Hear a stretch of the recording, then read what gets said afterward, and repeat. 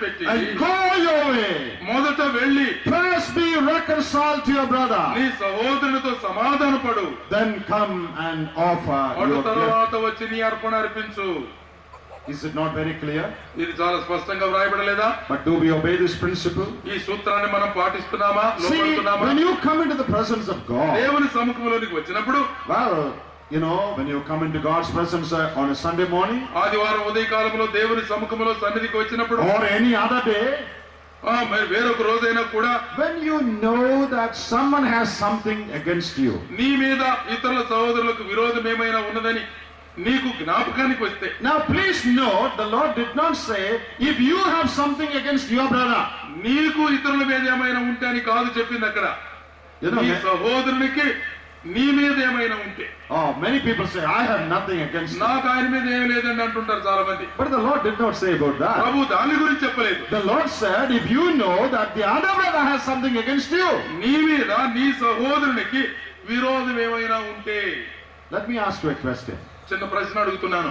How many of you know that someone has something against you? ఇతరులకు నీ మీద ఏమైనా బాధ ఉన్నదని నీవెలా గ్రహిస్తావు?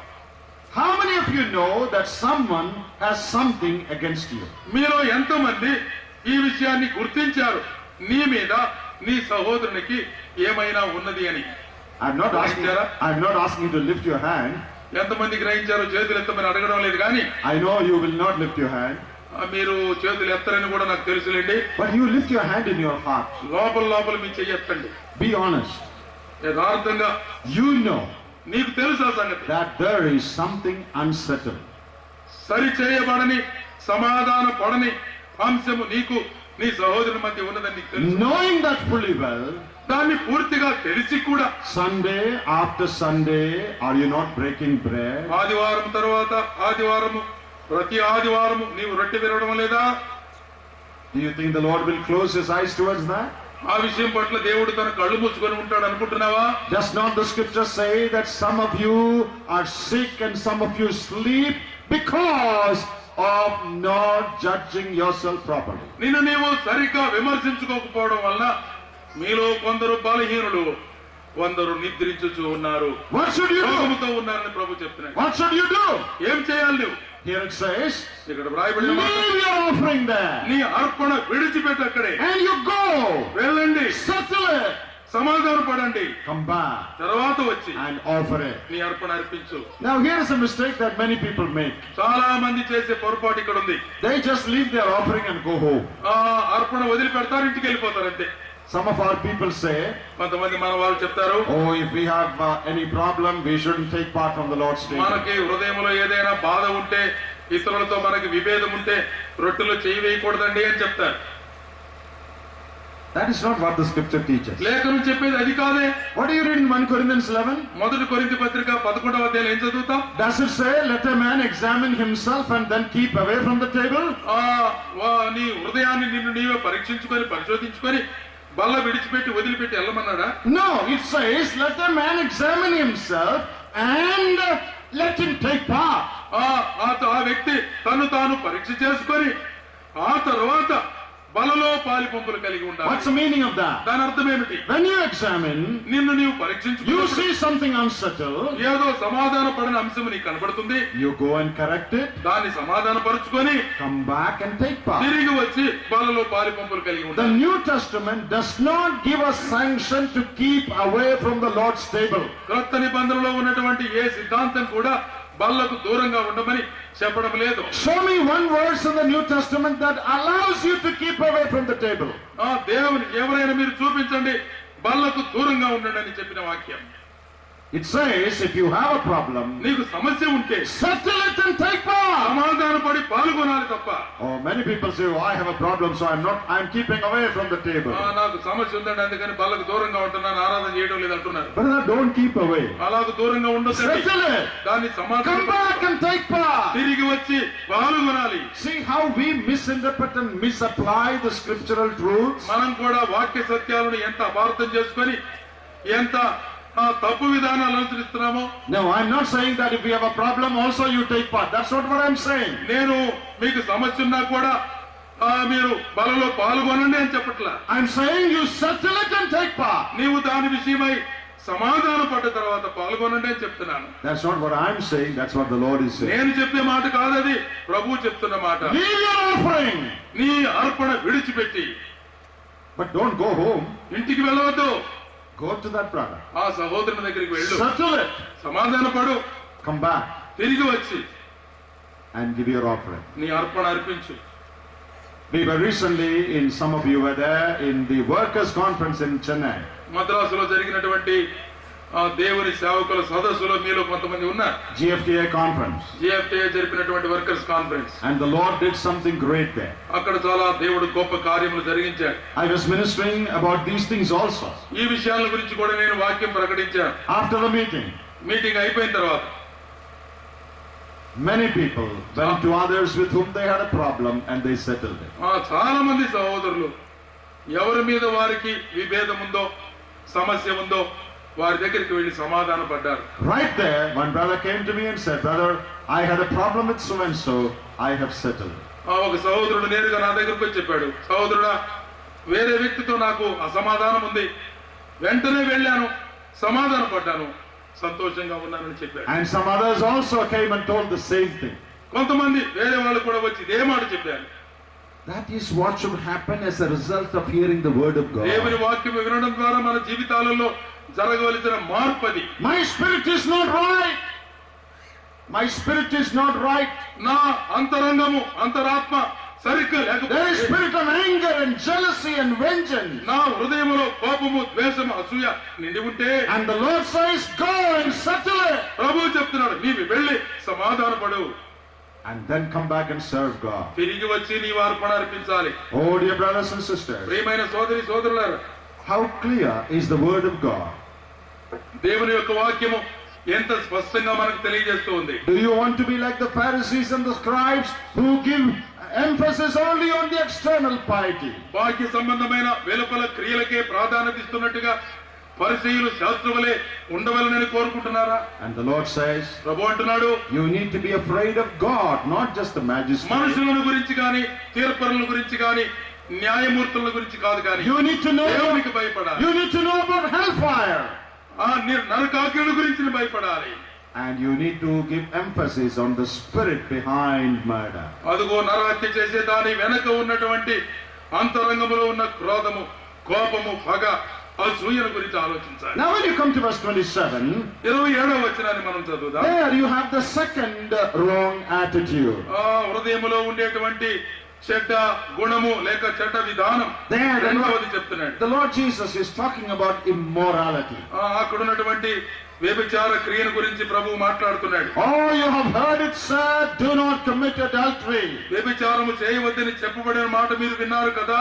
And the Jewish people were giving emphasis on the act of it. అదుగా అక్కడ ఉన్నటువంటి యూదా మత పెద్దలు బోధకులు ఈ పనిని గురించి But మాట్లాడుతున్నారు. here the Lord gives a very deep insight in verse 28. అంతరంగమైన భావాన్ని యేసు ప్రభు వారు స్పష్టంగా చెప్పారు. Whosoever looketh at a woman to lust after her hath committed adultery in his heart. ఒక స్త్రీని మోహపు చూపుతో చూచు ప్రతివాడు అప్పుడే తన హృదయమందు ఆమెతో వ్యభిచారము చేసిన వాడగును. The thought, the desire, the lust, the look itself amounts to adultery in your heart. నీ హృదయములో మోహపు చూపు, ఆ దుర్మార్గపు ఆలోచన, ఆ తలంపు, ఆ కోరిక కలగగానే ఆ స్త్రీతో హృదయమందు నీవు వ్యభిచరించినట్టు. Oh, we also would say, "Oh, don't commit adultery." వ్యభిచారం చేయవద్దని మనం కూడా చెప్తాం చాలాసార్లు. Well, let me ask you, నేను ఈ మాట అడుగుతున్నాను, do we obey verse 28? 28వ వచనాన్ని మనము వచనానికి లోబడుతున్నామా? There are many believers who watch TV and internet things that you should not watch. మనము చూడకూడని దృశ్యాలు టెలివిజన్లోను ఇంటర్నెట్లోను చూడరాని దృశ్యాలు చూస్తూ ఉన్న అనేక మంది ఉన్నారు విశ్వాసుల్లో కూడా. Can you watch those things without committing adultery in your heart? మోహపు చూపు లేకుండా, దుష్ట తలంపు లేకుండా ఆ చూడరాని దృశ్యాలన్నీ మీరు నిజంగా చూస్తున్నారా? I'm not saying that all believers are doing that. విశ్వాసులు అందరూ చేస్తారని నేను అనడం లేదు. I don't know about the believers in Andhra, ఆంధ్రాలో ఉన్నటువంటి విశ్వాసులకు వివరాలు నాకు తెలియవు. but other places I know. మిగిలిన కొన్ని ప్రదేశాల్లో ఉన్న సంగతులు నాకు తెలుసు. Now, people in Andhra also must be the same, I suppose. ఆంధ్రాలో ఉన్నటువంటి విశ్వాసులు కూడా ఇటువంటిదే ఉండవచ్చు. Dear young men and women, యవనస్తులైనటువంటి స్త్రీ పురుషులు, you watch internet, ఇంటర్నెట్ మీరు చూస్తున్నారు కదా, you see TV. టీవీ చూస్తున్నారు కదా. Now, I'm not saying that you shouldn't use these things. వీటిని ఉపయోగించకూడదని నేను చెప్పడం లేదు. I'm talking about watching things that are not healthy. ఆరోగ్యకరమైన లేక సభ్యకరమైనవి కాకుండా అసభ్యకరమైన వాటిని మనం చూడరాదు. Even in advertisements, అడ్వర్టైజ్మెంట్లలో కూడా there is sin. అది కూడా పాపమే. I'm sorry to say, many believers watch many of these serials and cinemas that come on the screen. టీవీల్లో వచ్చేటువంటి అనేక సినిమాలు, ఆ తర్వాత సీరియల్స్, అడ్వర్టైజ్మెంట్లు చాలా మంది విశ్వాసులు చూస్తూనే ఉన్నారు. And if you say, I don't sin, నేను పాపము చేయడం లేదు అని నువ్వు చెప్తే, I don't believe you, brother. నేను నిన్ను నమ్మనండి. You must be a superman not to sin. నీవేమి పాపము చేయకుండా ఉండేంత సూపర్ మ్యాన్ కాదు. If you belong to the race of Adam, I am telling you, you are sinning. ఆదాము యొక్క వంశానికి చెందిన వ్యక్తివైతే పాపము చేసే అవకాశం ఖచ్చితంగా ఉంది. You know, something that flashes for a moment on the screen. మనం ఒక్కసారి అలాగూ కనపడినటువంటి దాని మీద మన మనసు పడుతుంది. That is enough to make us sin. పాపము చేయడానికి ఆ చిన్న సమయం చాలు. Unless we are very strict and very careful. చాలా జాగ్రత్త, చాలా స్ట్రిక్ట్ గా ఉంటే తప్ప. I go to many other countries. ఇతర దేశాలకు నేను వెళ్ళినప్పుడు, There is a particular country that I often go నేను చాలా సార్లు వెళ్ళే ఒక దేశం ఉంది. to teach in the Bible school there. దేవుని వాక్యాన్ని ఆ బైబిల్ స్కూల్లో బోధించడానికి వెళ్తాను. They have lecturers, flat residents there. అక్కడ బోధించే టీచర్స్, లెక్చరర్స్ కి ఉండవలసిన ఇళ్ళు ఉన్నాయి. I stay there 2 weeks all alone. 2 వారాలు నేను ఒక్కడనే ఒంటరిగా అక్కడ They ఉంటాను. have provided TV in the room. ఆ రూమ్ లో టీవీ ఉంటుంది. But I know that that's a country where very dirty things come on TV. ఆ దేశంలో చాలా అసభ్యమైన, అసహ్యమైన విషయాలు టీవీలో చూపిస్తారు. I know that. నాకు తెలుసు అక్కడ. So I have decided this. నేను ఏమని నిర్ణయించుకున్నానంటే, During the whole week of 2 weeks, ఆ 2 వారాల సమయంలో I am alone in my bedroom with my TV in my bedroom. నేను నా పడక గదిలో ఉన్నప్పుడు ఆ గదిలోనే టీవీ ఉంటుంది. I will not touch my TV even once. ఒక్కసారి కూడా టీవీ పెట్టకూడదు అని నిర్ణయించుకున్నాను. I have made a determination. ఖచ్చితమైన నిర్ణయాన్ని తీసుకున్నాను. Now I am not telling you to praise myself. నన్ను నేను పొగుడుకోవడానికి సంగతులు మీకు చెప్పడం లేదు. I am going there again. మరలా వెళ్తున్నాను. Oh, when I go there, I will remember what I told you. నేను మీకు చెప్పిన మాట మరి నాకు గుర్తొస్తుంది అక్కడ. Not even once have I switched it on. ఒక్కసారి కూడా ఆ టీవీ స్విచ్ ఆన్ చేయలేదు. I like to see news. వార్తలు చూడాలని నాకు ఇష్టమే. I like to see wildlife. అడవిలో ఉండేటువంటి మృగాల సంగతి చూడాలని ఇష్టమే. I want to see those things. ఆ విషయాలు నాకు ఆసక్తికరమే. But I am afraid of the other things. మిగిలిన విషయాల గురించి నాకు భయం ఉంది. All these years, ఈ సంవత్సరాలన్నిటిలో కూడా God helped me to keep that decision. ఆ నిర్ణయాన్ని నిలబెట్టుకునేటట్లుగా దేవుడు నాకు సహాయం చేశాడు. When I come to your house,